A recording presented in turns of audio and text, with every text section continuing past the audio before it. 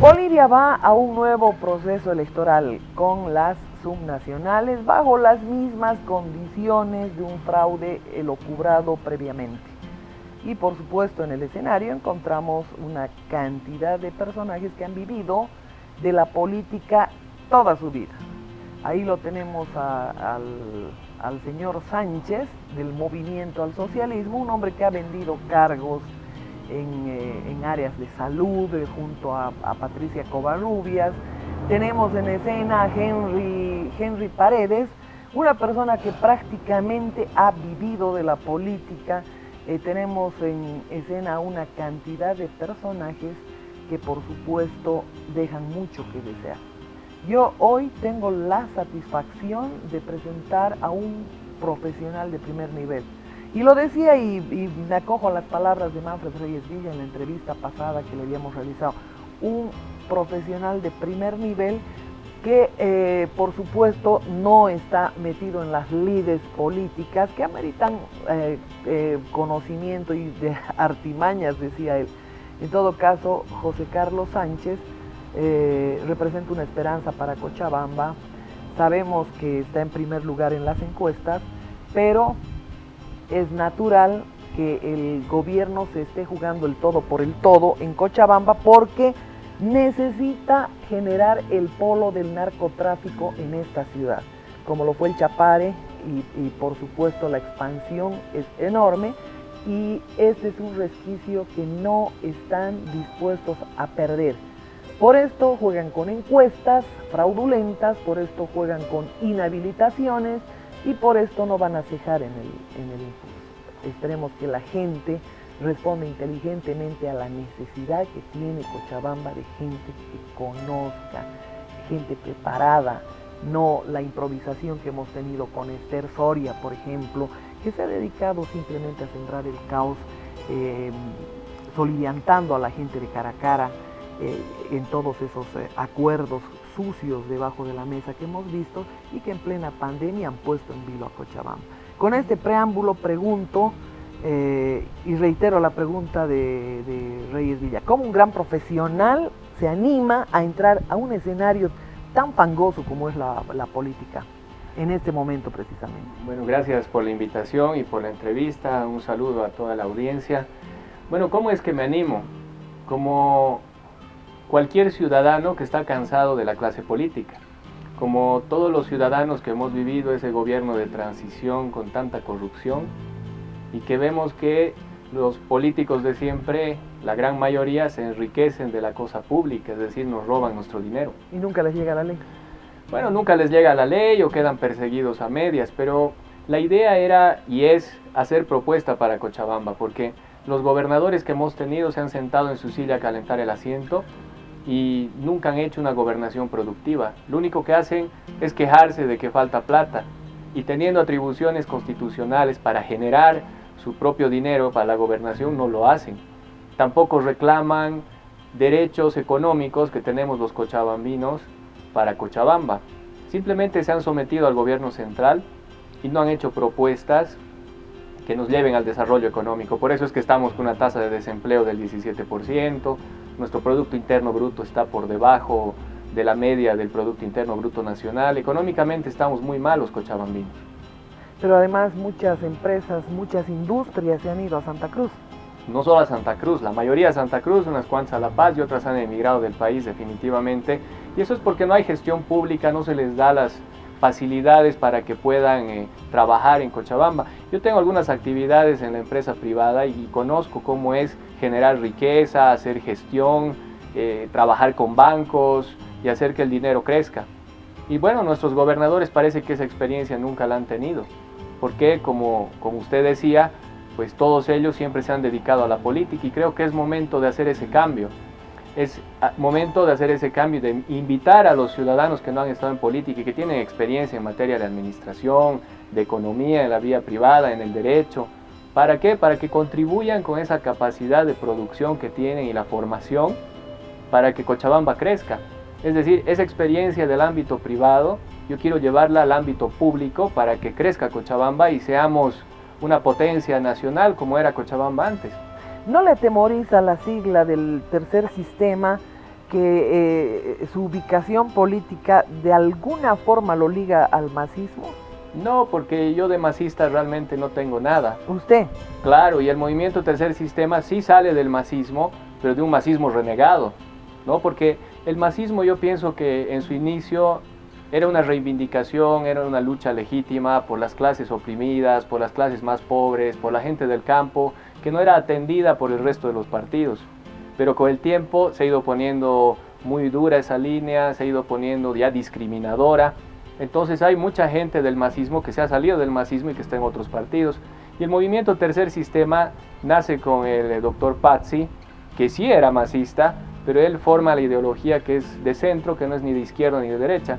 Entonces, cuando decido entrar en política, han habido varias invitaciones de todos los partidos excepto el MAS, y decidí ir con el movimiento Tercer Sistema porque para la gobernación es muy importante tener presencia justamente en las áreas rurales, tener gente que nos apoye en los lugares más alejados.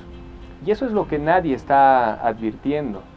O sea, el movimiento Tercer Sistema ahorita en Cochabamba es la segunda fuerza del departamento, porque tiene 29 candidatos a municipios, tiene absolutamente todos los candidatos para asamblea por territorio copados, y todas esas personas que hacen parte del movimiento Tercer Sistema están haciendo campaña en las zonas más alejadas. O sea, en la ciudad de Cochabamba y en el eje metropolitano, todos hacen su análisis político, esos supuestos analistas que no sé quién los ha capacitado. Hay algunos que son buenos y hay La otros mayoría ONGistas. y bueno, y hay otros que son pésimos, que ni siquiera manejan la normativa en la mano, pero hablan. Entonces, hacen un análisis del eje troncal nada más. Un eje troncal donde el resto de los que están candidateando a la gobernación tienen cierta presencia, pero no tienen más de 15 candidatos, 7 candidatos en municipios, ¿no? Entonces, en tema de presencia partidaria, el movimiento Tercer Sistema, que es un partido nuevo, está muy fuerte en Cochabamba. Hay muchas alcaldías que las va a ganar y son alcaldías que antes eran de dominio del MAS. Ejemplo, el Chapare es un escenario al que mucha gente no ha podido ingresar, es decir, muchos políticos no han podido ingresar mínimamente para hacer control electoral. ¿Cuál es la estrategia que van a aplicar ustedes, teniendo en cuenta que el privar del control electoral en ciertos lugares es parte del cohecho electoral, es un delito electoral y sin embargo no hay reacción del órgano electoral en este caso? ¿Cuál es la estrategia que van a aplicar para entrar a esos lugares donde el movimiento al socialismo por consigna no permite? La anterior semana he visitado el trópico de Cochabamba porque allá tenemos 3 candidatos, ¿no? Hay candidato a la alcaldía de Villatunari, Chimoré y Entre Ríos. O sea, cuando yo he ido no hemos tenido ningún problema, nadie me ha agredido, nadie me ha insultado ni nada.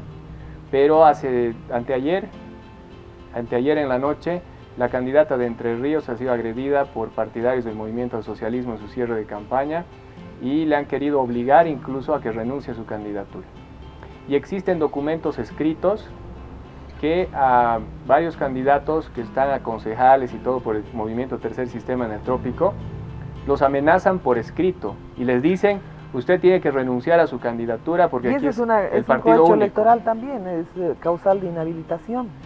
Claro que sí, pero el problema es Salvador Romero una vez más. O sea, todos nos quejamos del órgano electoral. El Tribunal Azul. Bueno, todos nos quejamos del órgano electoral porque ahora muy sueltos de cuerpo no van a hacer nada con el tema de ese cohecho electoral, de esas amenazas. Nuestra candidata de Entre Ríos está en la clandestinidad porque teme por su vida. Claro. Entonces imagínense cómo vamos a hacer control electoral en el trópico. Nosotros que como partido, que me ha invitado a esta elección el Movimiento Tercer Sistema, teniendo candidatos en el trópico, nuestros candidatos no pueden ni hacer campaña. Luego no les permiten poner propaganda, publicidad en las radios del trópico, ni en los canales locales del trópico. Imposible, financiados por el gobierno. O sea, es increíble, ¿no? Es algo que no va con la democracia. Hay una dictadura sindical atroz en el trópico. Exacto. No solo en el trópico, en toda el área rural. En el área rural hemos estado viajando bastante, hemos estado por Independencia, Cami, en la zona andina, en los valles, y le cuento, doctora, que hay, hay mucho descontento hacia el movimiento al socialismo. Hay muchos partidarios que eran del movimiento al socialismo que ahora están al frente, porque quieren una nueva visión, no quieren el dedazo, no quieren la imposición, y como opción han visto el movimiento Tercer Sistema, porque al no ser un partido de la derecha, ellos se identifican con este partido y le están haciendo frente al movimiento al socialismo en muchos lugares. Es lo que he podido percibir mientras hemos hecho campaña en las provincias y en los municipios más alejados. Usted ha dicho al inicio un tema muy, pero muy importante, que es parte de la condena del pueblo boliviano, y eso yo lo he percibido como socióloga en varias investigaciones. Resulta que el área rural ha sido abandonada y está sometida a la dictadura sindical sin precedentes. Entonces ahí no llega la justicia, no llega la prensa, no llega absolutamente nada. El dirigente es el mandamás, y el dirigente quema, toma represalias, asume venganzas, y este es parte del retroceso que tiene Bolivia, porque teniendo una inmensa población rural ignorante, sin acceso a la justicia, sin reconocimiento de derechos, por supuesto, es altamente peligroso para un país. Ahí llega cualquier persona, como es Evo Morales, las ONGs, y manipulan la suerte del país a su libre albedrío. ¿Cómo ve usted ese tema? ¿Cómo vamos a nivelar conocimiento, información, un Estado de Derecho para el área rural? Para comenzar, me parece que es una especie de estrategia del gobierno central no llevar el desarrollo a esas zonas. Por eso es que en nuestro plan de gobierno está el evitar la migración del campo a la ciudad. Porque si evitamos la migración del campo a la ciudad, significa que vamos a poner tecnología en el campo, que vamos a generar mayor productividad. Que tengan condiciones. Que tengan condiciones para producir y para tener dinero, porque lo que nos falta es economía. Entonces, en ese momento, ¿qué va a pasar? Va a haber internet, va a haber medios de comunicación, va a haber más carreteras. Entonces se va a evitar esa migración del campo a la ciudad, y de por sí la educación va a llegar allá. Entonces los medios de información también van a llegar allá y vamos a estar más interconectados. Una duda que siempre he tenido y que la ando planteando todo el tiempo: ¿por qué no hay internet en Cochabamba? Teniendo un satélite que ha costado miles de millones de dólares. Debería haber internet en cada rincón del país. Pero bueno, son cosas que han ido pasando y que cuando lleguemos a la gobernación de Cochabamba tenemos que subsanarlas. Entonces vamos a poner plataformas tecnológicas para que puedan captar la señal de internet en los lugares más alejados. Y de esta manera pues vamos a poder llegar con educación, y hay que generar fuentes de trabajo. Si no hay fuentes de trabajo y nos mantenemos con ese 17% de desempleo que está creciendo cada día más en Cochabamba, lo que vamos a hacer es que afecte a las familias, porque ¿cuántas madres, padres de familia habrán que no saben qué darles de comer a sus hijos de aquí a 2 días? ¿No? Entonces tenemos que generar empleo. ¿Y cómo lo vamos a hacer? Hay que pelear una ley para que se logre que sea zona franca el Parque Industrial de Santibáñez, y con eso vamos a traer inversión internacional, nacional, y vamos a recuperar a todos los empresarios que han tenido que emigrar de Cochabamba por falta de condiciones. Que haya esa zona franca, claro que usted me entiende muy bien, pero para la audiencia significa que no paguen impuestos, tal como se ha hecho en el Paraguay, por ejemplo, y como se ha hecho en otros países y se han desarrollado un montón. ¿Por qué Cochabamba, con semejante ubicación estratégica, no va a poder tener ese proyecto ya realizado? O sea, ya no más proyectos, sino una zona franca industrial, para evitar que ese parque industrial que tenemos deje de funcionar al 15% como funciona ahorita, y hacer que funcione de manera completa. Imagínense, en Santa Cruz hay 5 parques industriales formales y 2 informales, o sea, tienen como 7 parques industriales. Y nosotros no podemos ni hacer funcionar uno. Es porque las políticas públicas, la gestión pública de los gobernadores que ha tenido Cochabamba y que tiene en este momento, son políticas de vagos, que no hacen nada, que van a cobrar su sueldo y no hacen gestión pública, no hacen su trabajo. El aparato burocrático sin duda es enorme, ha subido de 200.000 personas a 500.000, ¿verdad?, de funcionarios públicos. Lamentablemente no están en los lugares donde deberían estar atendiendo al público, porque en todo lugar hay colas. Pero yo me figuro que en este tema de las propuestas electorales no hay mucho que inventar la pólvora. Hay experiencias en otros países yo las reflejo por ejemplo, los kibbutz de Israel han conjuncionado, por decir, la producción de la papa, han buscado desde la ayuda del gobierno empaques, mercados en el exterior, y por supuesto han exportado a gran escala toda la producción de papa. Y se han generado ciudadelas enteras con colegios y todo para todos aquellos productores en diferentes áreas. Pero ¿sabe cuál es la respuesta de todos los gobernadores de turno, del actual y del anterior y demás en Cochabamba? Que para hacer cualquier cosa se necesita dinero y no hay. Entonces justifican su falta de gestión pública, su mediocridad, escondiéndose su falta de creatividad, en que no hay plata, claro, y en la Constitución, el artículo 300, hay 36 atribuciones para los gobernadores de todo el país que no las aplican en Cochabamba. O sea, es una vergüenza, no tienen la creatividad para atraer inversión extranjera, para hacer asociaciones público-privadas, para crear una empresa farmacéutica donde la gobernación sea socia, para ayudar a la gente que no tiene, para tratamientos de cáncer, etcétera. Va por el capitalismo de Estado usted. Claro, porque tiene que haber un equilibrio, tiene que haber inversión extranjera, tiene que haber inversión privada y tiene que participar el Estado. ¿Creen la mancomunidad de obras, de proyectos? Depende de qué proyecto, ¿no? Le estoy hablando de todo lo que representa temas de infraestructura, temas, por ejemplo, el botadero. O sea, habrá que mancomunar esfuerzos con otros municipios para poder resolver el tema. Yo creo que sí, pero el tema de la basura también tengo el planteamiento en el plan de gobierno y pasa por una reforma constitucional, porque para hacer esa mancomunidad entre municipios y gobernaciones tenemos que ampliar la competencia de la gobernación, porque todo el tema de la basura depende estrictamente de cada municipio y eso está mal. Claro. ¿Y por qué digo que está mal? Porque si estuviera bien en tantos años, ya los alcaldes hubieran resuelto el problema. Entonces, esto pasa por una reforma de la Constitución para que todos los municipios trabajen de manera coordinada con la gobernación. Y en mi plan de gobierno está industrializar esa basura, hacer esa industria en el parque de Santibáñez y generar gas metano, que es energía. Y toda la plata de ese gas metano es para la gobernación. Y al mismo tiempo vamos a dotar de energía a la industria, a los empresarios que armen sus negocios en el parque industrial. Pero para eso primero tenemos que reformar la Constitución Política del Estado. Porque el problema de la basura no es un problema solamente del municipio del Cercado. Es un problema de todos los municipios del departamento. Y si vemos los estudios, ese problema también tienen las otras ciudades y los otros departamentos. Entonces, vamos a hacer esa lucha para la reforma constitucional después del 7 de marzo, sea cual sea el resultado. Esto no va a acabar el domingo. Nosotros tenemos que seguir con estas ideas revolucionarias económicas para que Cochabamba crezca. Digamos que comience el domingo. Comienza el lunes 8. Me preocupa el tema del control electoral, con toda franqueza.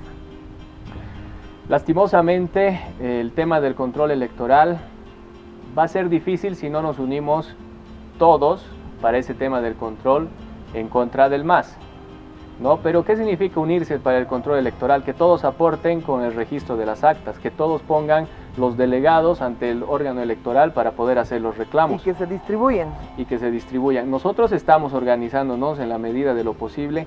Cochabamba es grande, esta es una primera experiencia para mí, pero no podemos hacer lo que ha hecho Carlos Mesa, ¿no? Quedarnos bajo la cama, hacer campaña por Zoom y dejar que hagan lo que quieran el día de la elección. Nosotros vamos a tratar de poner control electoral en la mayor cantidad de mesas y de recintos posibles. Bueno, Carlos Mesa era parte del esquema, ¿verdad? Acá, yo se lo garantizo, en todo caso estamos hablando de que Bolivia tristemente tiene dueños, el sistema político tiene dueños, y esos dueños, aunque me digan conspiracionista y no sé cuánta historia, las pruebas están ahí, y son la mina San Cristóbal, San Simón, Porco, Don Mario, y toda aquella enorme riqueza, y por supuesto, estos mandamases y que se han adueñado del país, por supuesto quieren ignorantes en todos los escenarios, sin peyorizar el hecho de lo que representa el oficio de cocinera. Yo diría que la señora Esther Soria no sé si para cocinera calificaba. En todo caso, ese tipo de autoridades los cochabambinos no nos podemos dar el lujo de tener.